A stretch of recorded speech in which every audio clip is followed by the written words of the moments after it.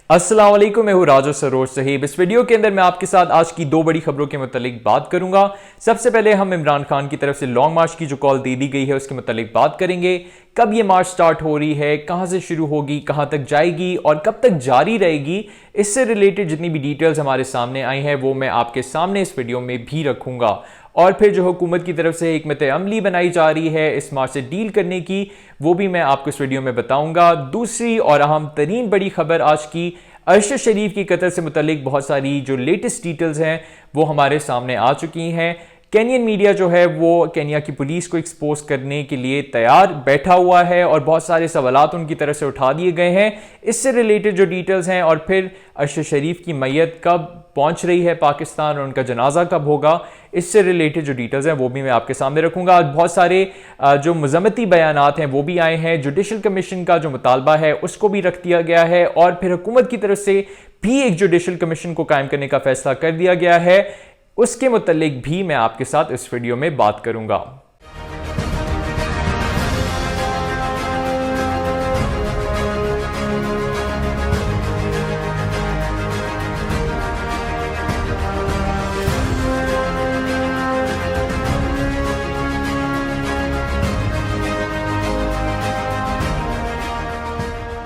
सबसे पहले हम इमरान खान के लॉन्ग मार्च के बारे में बात करेंगे। इमरान खान ने जुम्मे के रोज लॉन्ग मार्च को शुरू करने की कॉल दे दी है। ये लॉन्ग मार्च लाहौर के लिबर्टी चौक से स्टार्ट होते हुए इस्लामाबाद के रेड जोन तक जाएगी और वहां पर इनका हदफ ये होगा कि किसी तरीके से हुकूमत पर इतना दबाव डाला जा सके कि जो इलेक्शंस है उनकी कॉल दे दी जाए। इमरान खान की तरफ से आज प्रेस कॉन्फ्रेंस के दौरान मुख्तलिफ जो रियासती इदारे हैं उनको भी तनकीद का निशाना बनाया गया और डायरेक्टली उनकी तरफ से कहा गया कि 25 मई को जो एक वाकया होने लगा था उसको उन्होंने इसलिए रोका क्योंकि वो नहीं चाहते कि अवाम और जो इस्टेब्लिशमेंट है या जो आर्मी के एहलकार हैं, स्पेशली हमने देखा कि पिछले लॉन्ग मार्च के अंदर भी रेंजर्स मौजूद थे इस्लामाबाद के अंदर और अभी भी रेंजर्स और सिंध पुलिस और इस्लामाबाद पुलिस के जो एहलकार हैं वो इस्लामाबाद में मौजूद हैं रेड जोन की हिफाजत के लिए और इस्लामाबाद के शहरियों की हिफाजत के लिए। तो जब लॉन्ग मार्च के अंदर इमरान खान के कारकुन और वो इस्लामाबाद पहुंचते हैं, यकीनन पंजाब और केपीके से तो उनका रास्ता बिल्कुल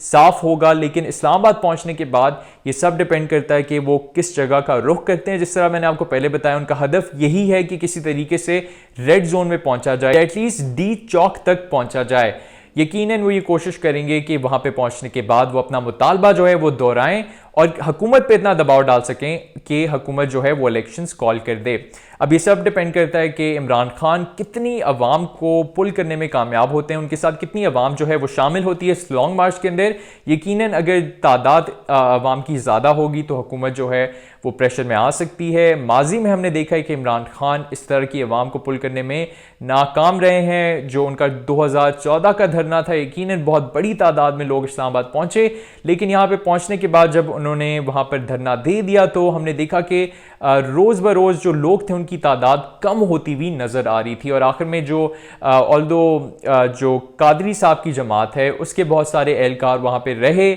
उनके जो कारकुन थे वो वहाँ पे बैठे रहे, लेकिन जो पीटीआई के कारकुन थे वो अमूमन शाम में आते थे और फिर उसके बाद चले जाते थे। तो उनका जो सिट इन था वो तो एज सच नज़र नहीं आया पिछले धरने के अंदर। और फिर 25 मई का जो उनका दूसरा ट्रैक रिकॉर्ड है उसमें भी इमरान खान को आखिर में कॉल ऑफ करनी पड़ी अपनी लॉन्ग मार्च, स्पेशली सिचुएशन को देखते हुए कि जो अवाम है वो और जो रियासती इदारे हैं वो डायरेक्ट कन्फ्रंटेशन में आने लगे थे और यकीनन उनकी तरफ से एक अच्छा फैसला किया गया। लेकिन इस दफ़ा जब इमरान खान आते हैं और स्पेशली इस टाइम पर जहाँ पर जितने सर्वेज हैं, जितने इलेक्शंस हैं, जो भी बातचीत हो रही है वो उनके फेवर में जा रही है और यही कहा जा रहा है कि वो मकबूलियत की इस वक्त इंतहा पर हैं और सब डिपेंड अप करता है कि क्या एक्चुअली ये ट्रांसलेट करता है एक बहुत बड़ी तादाद में अवाम का इस्लामाबाद की तरफ रुख करना और यहाँ पे आकर धरना देना। जो हुकूमत है उसकी तरफ से दो टोक कह दिया गया है कि इलेक्शंस जो हैं वो अपने वक्त पर होंगे और इमरान खान की लॉन्ग मार्च के प्रेशर के अंडर तो बिल्कुल भी नहीं होंगे। साथ ही साथ हुकूमत की तरफ से सवाल उठाया जा रहा है कि हमेशा इमरान खान जो हैं वो ऐसे मौके पर अपनी लॉन्ग मार्च क्यों कॉल देते हैं कि जब पाकिस्तान और चीन के बीच में कोई अहम मुआहदा होने जा रहा होता है। हमने देखा कि 2014 के अंदर भी इमरान खान की तरफ से इस मौके पे लॉन्ग मार्च की कॉल दी गई जब पाकिस्तान और चाइना के बीच में सी पैक को लेकर एग्रीमेंट साइन करना था। जो चाइना के सदर हैं उनका पाकिस्तान का दौरा जो था वो मुतवक्के था और इस दौरान जब धरना स्टार्ट हुआ, यकीनन जो इस्लामाबाद की सूरत हाल थी वो ख़राब हो गई और जो ये दौरा था इसको मनसूख करना पड़ा। तो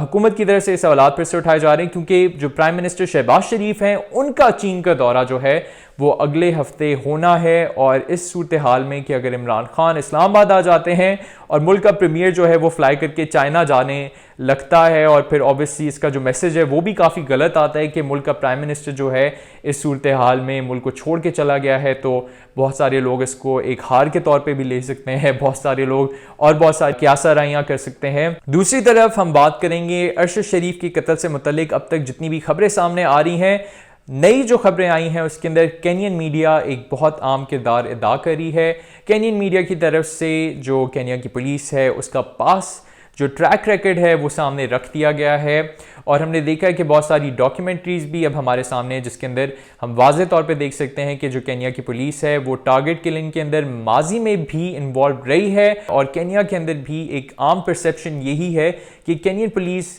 जो एक्स्ट्रा जुडिशल किलिंग्स है उसमें इन्वॉल्व रहती है। तो जो खर्चात हैं अरशद शरीफ की हलाकत को लेकर वो मज़ीद बढ़ गए हैं। कुछ अहम जो सवालात उठाए गए हैं उसमें से ये भी है कि डायरेक्टली अरशद शरीफ की गाड़ी को शूट क्यों किया गया, स्पेशली इस सूरत हाल के अंदर जहाँ पे पुलिस के पास इतला थी कि एक गाड़ी को चोरी किया गया है और इस गाड़ी में बच्चा भी मौजूद है, तो क्यों पुलिस ने डायरेक्टली गाड़ी की तरफ फायर किया गया। दूसरा आम सवाल ये उठाया गया है कि क्यों टायरों पे फायर नहीं किया गया, क्यों डायरेक्टली जो पैसेंजर सीट पे शख्स था उसके ऊपर फायर किया गया, और ड्राइवर जो है उसके ऊपर भी फायर नहीं किया गया, बल्कि डायरेक्टली जो पैसेंजर सीट पे शख्स बैठा हुआ था उसी पे ही फायर किया गया। और फिर क्या उनको रोकने की कोशिश की गई थी, क्या उनकी तरफ से कोई फायर की गई थी कि आपने उनके ऊपर फायर कर दिया, सस्पिशंस के क्या वो फैक्टर्स थे जिसकी वजह से आपने इतना इंतहाई कदम उठाया और डायरेक्ट एक बर्स्ट, अब लग तो यही रहा है, वैसे तो स्नाइपर शॉट कह रहे हैं लेकिन मुझे जहाँ तक ये तमाम चीज़ें नज़र आ रही हैं, गोलियां जो हैं वो फायर की गई हैं, तो क्या ये एक ही वक्त में की गई, क्या मुख्तलिफ एहलकार फायर कर रहे थे, क्या एक ही शख्स फायर कर रहा था, ये भी बहुत सारे सवालात हैं। पाकिस्तान की अथॉरिटीज़ ने भी जो केनियन अथॉरिटीज़ हैं उनको रब्ता करना शुरू कर दिया है। कल पाकिस्तान के वज़ीर आज़म शहबाज शरीफ ने केनिया के प्रेसिडेंट को कॉल की और डायरेक्टली उनसे इंक्वायरी की डिमांड की, और पाकिस्तानी जो अवाम है उनके तासुरात उनके सामने रखे, और स्पेशली उनको ये रिक्वेस्ट की कि जल्द अज जल्द इस पर इंक्वायरी करके एक रिपोर्ट जो है वो पाकिस्तान भेजी जाए। दूसरी तरफ ISPR की तरफ से भी आज एक अहम बयान जो है वो रिलीज़ किया गया जिसके अंदर DG ISPR ने डायरेक्टली जो अरशद शरीफ की हलाकत है उसको कंडेम किया, और हमने देखा कि बाद में जो वज़ीर आज़म शहबाज शरीफ है उनकी तरफ से खुद भी जुडिशल कमीशन को बनाने का जो फैसला है वो सुना दिया गया है, और इसके ऊपर अब आने वाले दिनों के अंदर हम देखेंगे कि इम्प्लीमेंटेशन स्टार्ट हो जाएगी। DG ISPR की तरफ से मजीद इस वाक़े को लेकर जो इंक्वायरी है उस पर जोर दिया गया, और जो हाईएस्ट लेवल पे इंक्वायरी है उसके लिए जो हुकूमत है उससे दरख्वास्त की गई। GSQ की तरफ से एक लेटर ऑलरेडी लिख दिया गया है जिसमें डिमांड किया जा रहा है कि अरशद शरीफ के कत्ल के ऊपर इंक्वायरी की जाए हाईएस्ट लेवल के ऊपर, और जो इदारों के खिलाफ इस वक्त एक कैंपेन चल रही है कयासा राइयों पर, उसके खिलाफ भी इकदाम उठाए जाएं। DG ISPR की तरफ से इस बयान के अंदर यह भी कहा गया है कि अरशद शरीफ जिस सूरत हाल में इस मुल्क को छोड़ के गए, जो इसके पीछे वजूहात थी वो भी सामने लाई जाएं ताकि अवाम के सामने क्लैरिटी जो है वो पेश की जा सके। तो ये कुछ अहम खबरें आज हमारे सामने आई हैं। अरशद शरीफ की जो मैयत है वो आज इस्लामाबाद रात 1 बजे पहुंचा दी जाएगी। अभी इस वक्त अबू धाबी के अंदर मौजूद है, बल्कि अब तो वहाँ से रवाना हो चुकी होगी और रात को 1 बजे तक इस्लामाबाद लैंड कर जाएगी, और कल अरशद शरीफ का नमाज जनाजा भी पढ़ लिया जाएगा। हमारी तरफ से एक दफ़ा फिर से जो अरशद शरीफ की फ़ैमिली है उनसे हम ताज़ियत का इजहार करते हैं, और साथ ही साथ जो उनके लवाइकीन हैं उनके लिए सब्र की दुआ करते हैं। और अरशद शरीफ के लिए हम यही कहेंगे कि वो यकीनन एक मुहिब वतन इंसान थे। आपने देखा है कि उनके